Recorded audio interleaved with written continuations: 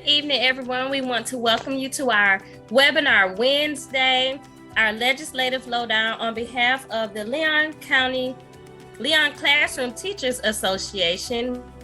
My name is Micheline Smith, and I am a site leader as well as the chair of the Social Justice Committee. So we want to welcome you and thank everyone for joining us here tonight. Thank you, Micheline. I am Heather Garcia. I'm a mom of a Leon County student, and I am the media specialist at an elementary school here in Leon County, W.T. Moore Elementary School. This is my 20th year teaching.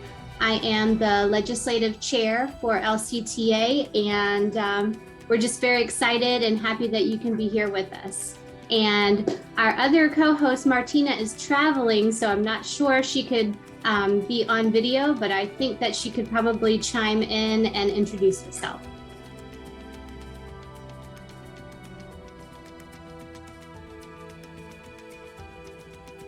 Maybe not.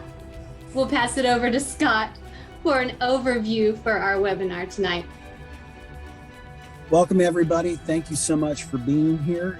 Just want to let you know that Leon Classroom Teachers Association is here to engage the entire community to make sure that you understand how our public schools are funded. It's more than that, really, at the end of the day. It's about our public schools being the foundation of our community and making sure that we, as community members, understand how that institution is funded and our students are taken care of.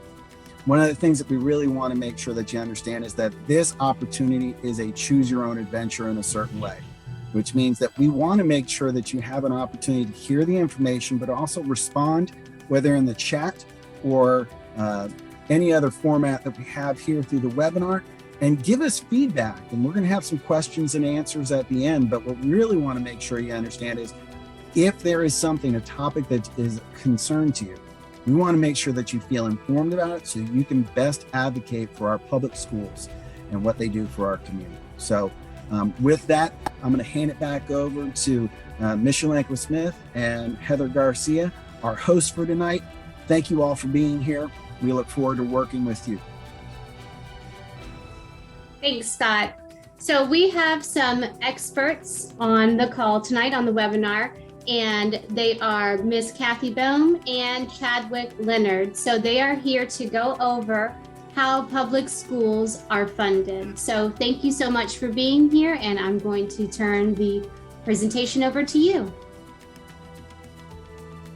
Thank you so much, Heather. I'm going to share a screen, and then we want to spend a little bit of time just kind of going through how our schools are funded. As Heather said, my name is Kathy Boehm. I work for FEA in public policy advocacy, and I'm joined by my colleague, Chadwick Leonard, who also works in public policy. And we are some of the team that works directly with legislators during session and also after session. And right now, we just want to give you a little bit of information about Florida's budget and specifically about how it works in our public schools. So the first thing you really want to know is that we have a massive state budget. It's $101.5 billion last year. Out of that entire budget, it includes local, federal, and state funding. And so the total budget includes 44% of our budget goes to health and human services. 27%, so a little less than a third, goes to education. And then the third large chunk of our budget goes to transportation. If we take that $1.1 billion and we remove everything except general revenue, then we're down to $36 billion. Out of the general revenue portion of state budget, about half goes to education, and then 33% of that portion goes to the human services, and 14% to public safety.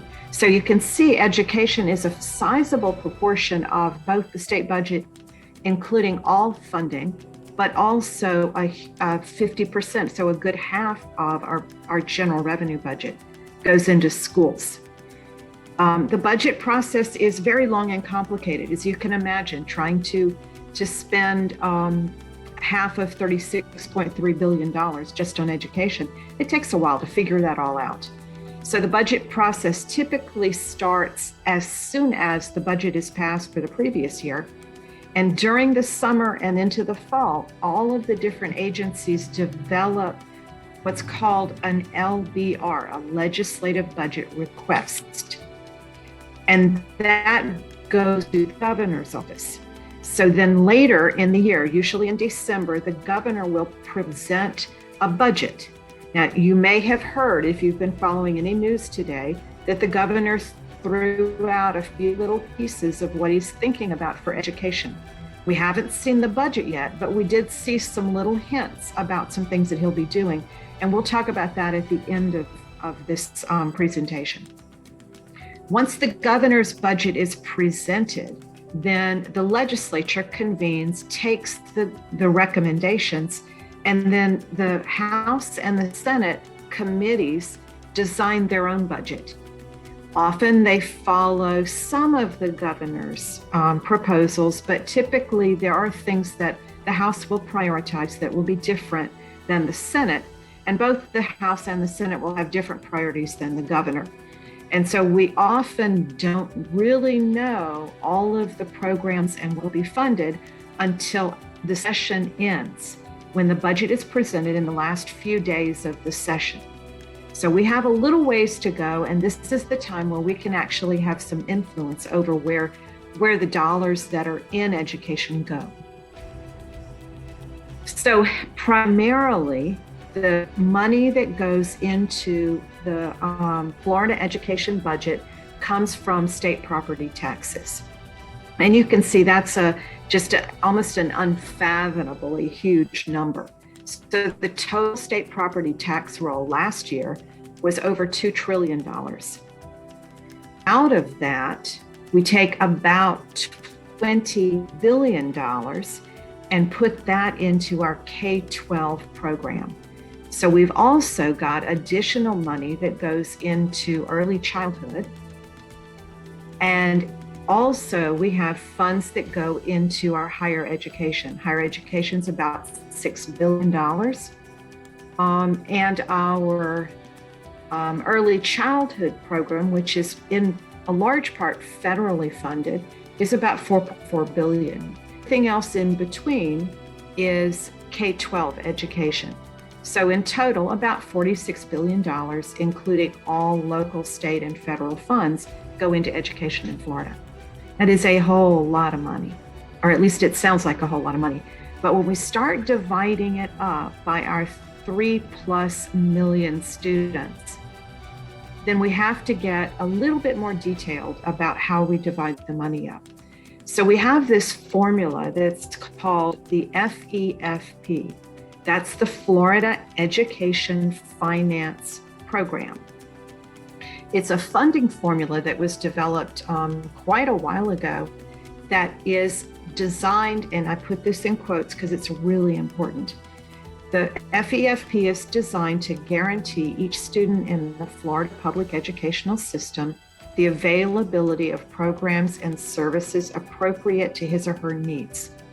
And so in Florida, what we do is we take the taxes that come in from local property, we take sales tax revenue, we take all of the different funding sources, and then we look at the cost of educating each child, depending on whether they're elementary, middle, or high school, early childhood, or higher ed. And then we also look at any special needs that those children may have. And then we come up with a way to divide the funds fairly equitably across the state. Now, no one will claim Florida spends a huge amount of money per child compared to other states. We are in the bottom 10 all the time in the total amount of money that we spend on children. But what we do well is we take funds into then divide it up so that rather than operating simply on whatever high or low tax base a county has, because a county is a school district in Florida, then we divide it up that different counties with different cost of living still get similar amounts of money, even if they have a very high or a very low tax base. So essentially, Sarasota County, which is one of the most property-rich counties in the state, is funded similarly to some of the smaller counties in our part of the state, Gadsden, Taylor, Franklin, counties like that have a very low tax base. But the funding that's spent on children across is fairly equitably. So what we do is we take the number of students we have, we multiply it by any special programs that the children may be involved in, like special education or English language learners who have extra weighted funding because it takes a little more money to provide them services. And then we come up with what's called the weighted FTE. We take the weighted FTE and we multiply that by what's called the base student allocation. And then we multiply that by the cost of living, essentially, the district cost differential. And that gives us how much money each of the counties get. Each of the counties, remember, is a school district. Now, how do we know how many kids we have? Well, every year, and those of you that are teachers know that in October, your school principal is going to be saying, make sure that you remind the kids to come to school, make sure that you get your attendance turned in, make sure that you sign the forms, all of that, because it's really critical, because the amount of funding that the district gets is based on that count, which is done in October, and then another count, which is done in February. And those numbers are the basis for the calculations. And there actually are 5 calculations that are done, but they're based on those 2 major times when we count our students. And so we always, when I was teaching, we called that FTE week. And that is when we count all of our kids. And we have to get that done well. And I know that in my county, in Escambia, we used to send people home to find children if they hadn't come during the week, because if they show up on the second week, you can still count them. But those numbers are critical. And those are the numbers that we were really worried about last year, because across the state, we lost, I'm gonna put that in quotes, but somewhere 70,000 or so children did not come to some kind of school. And we don't really know where all of them were. We found some of them, we have not found all of them. But that's the basis for the funding. And if they don't come back to our schools, we don't earn the FTE, the base funding that we need to be able to operate our schools. So let's put it all together. What we see is we have base funding that's based on the number of students and any special categories of services that the children need. So special education, English language learners, and a few other areas. We multiply that by a cost of living factor called the district cost differential, the DCD, and we get the base funding.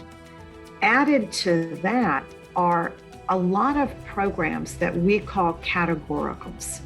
And a categorical is a fund or amount of money that is spent on certain programs or certain students.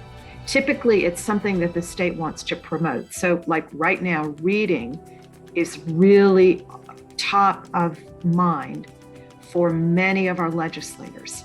And so there is a special funding program called the reading allocation, which is dedicated to improving reading, providing coaches in the schools, literacy coaches, and special services for children to make sure that everybody can read. We have other categories such as instructional materials, which is where we use to buy textbooks.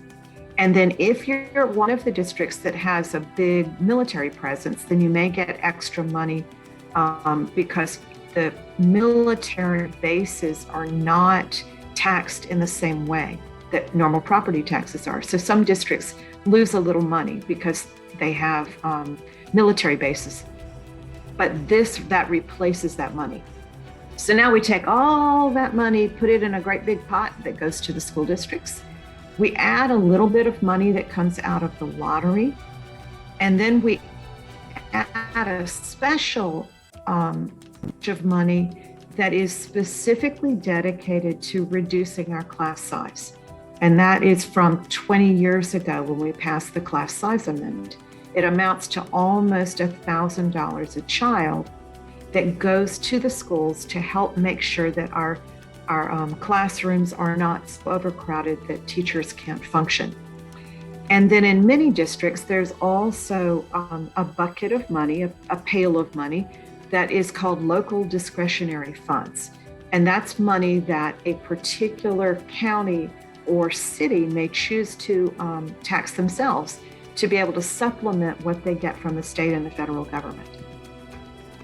So all of these little pieces come together to make up our base funding and our categoricals. And these are just a list of those. You can certainly go back and reference them later.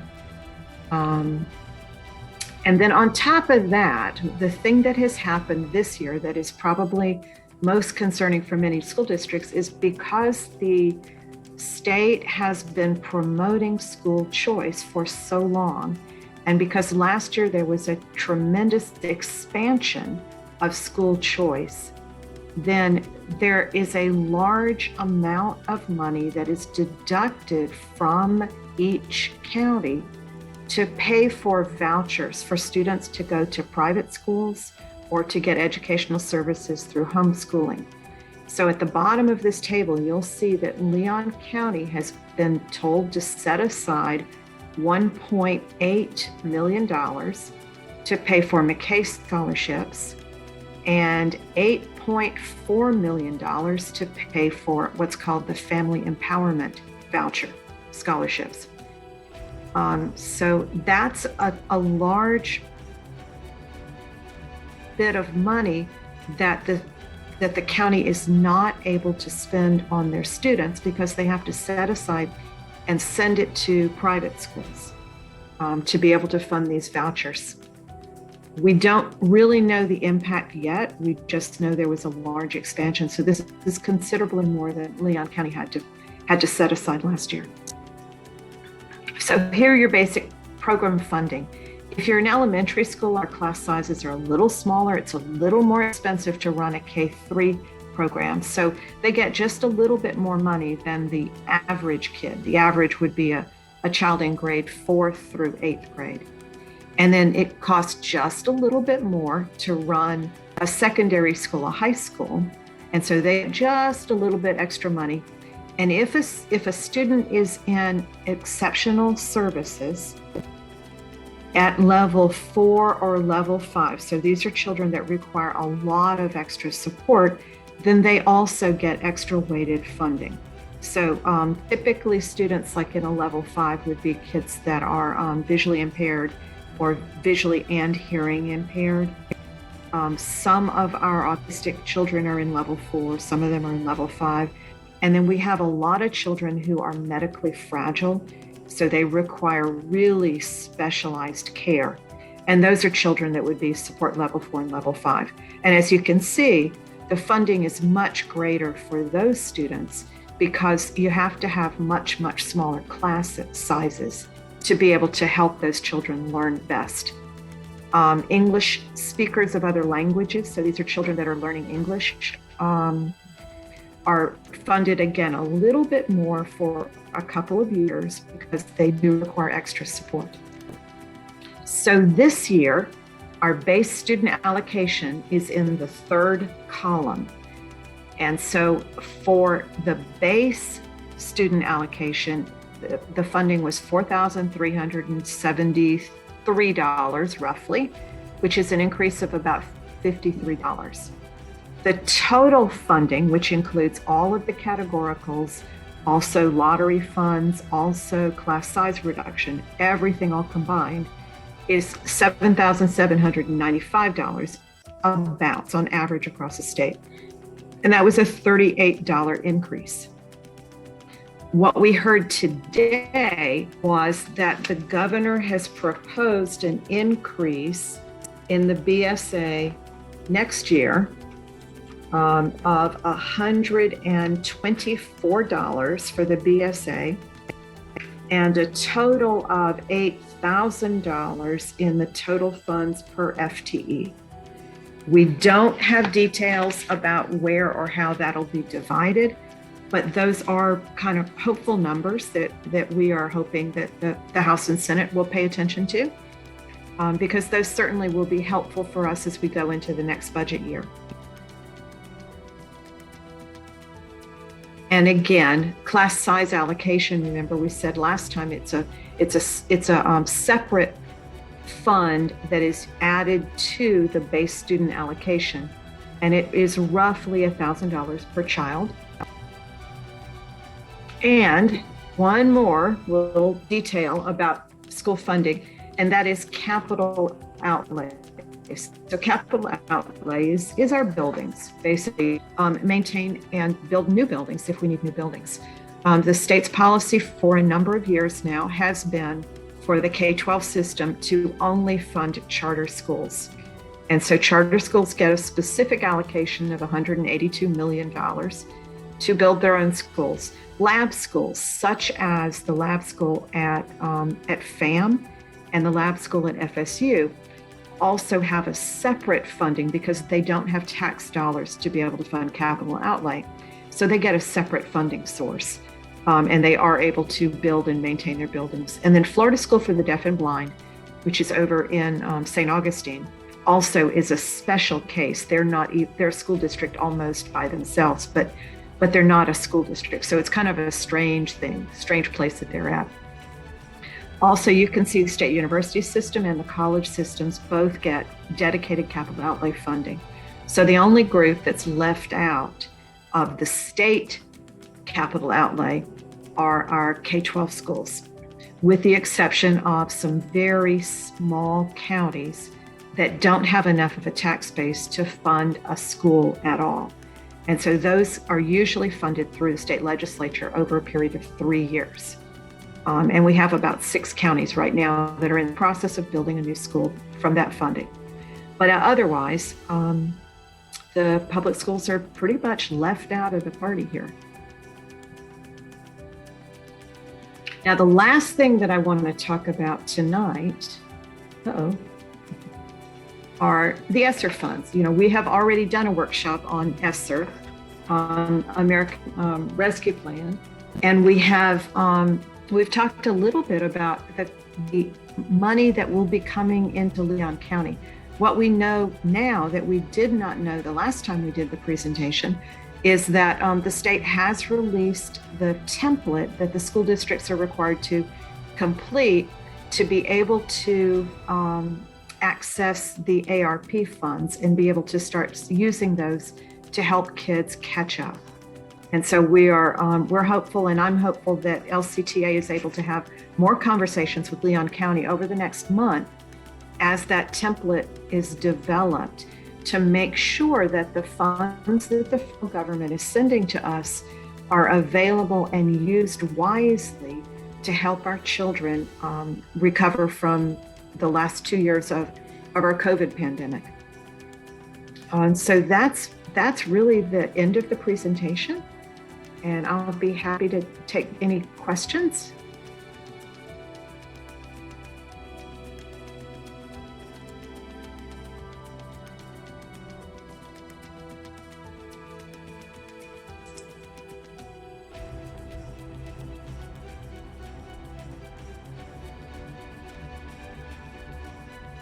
I'm looking in the chat. I don't see any questions yet. So, but we do want to encourage people to continue to reach out if there are questions. So if there aren't any questions, then I'm ready to do a wrap up. So to wrap up tonight, I want to thank you so much, Kathy and Chadwick. We appreciate your time and your expertise and your help. It really helped me to understand how schools are funded, because even as a 20-year veteran, it is still a foggy machine, and you helped to clear it up somewhat. So thank you for that. Thank you to the LCTA and FEA teams that have worked behind the scenes to bring us all together with a common goal.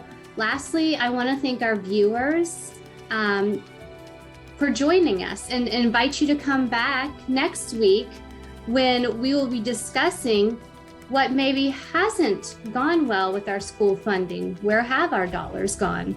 But before you log off for the evening, please take a moment to fill out our Stabilize Our School survey. And that is going back to what Kathy was talking about with the ESSER funds. By gathering the thoughts and opinions from our stakeholders, we can best present our unique needs for funding and expenditures in our district. So if you could, Martina is going to put that in the chat. If you could click on that link and fill out our survey and share that out as much as possible, because the more input we get from our community, the better. And I'd also like to encourage you to help us keep this conversation going. If you have any specific questions that didn't get answered tonight, if you'd like clarification, or if you have an idea for a topic for a future webinar, please reach out to us at lctalegislative@gmail.com. Again, lctalegislative@gmail.com. Finally, I'd like you to join us in taking action this legislative session. We have a unique opportunity as residents of Leon County to have the government operating in our backyards. We can show up in mass, speak on behalf of our children and our school staff, let the lawmakers know that we are watching and that we are involved. Our collective voices can raise awareness and bring changes to our system. So just join us, and thank you, and have a wonderful night.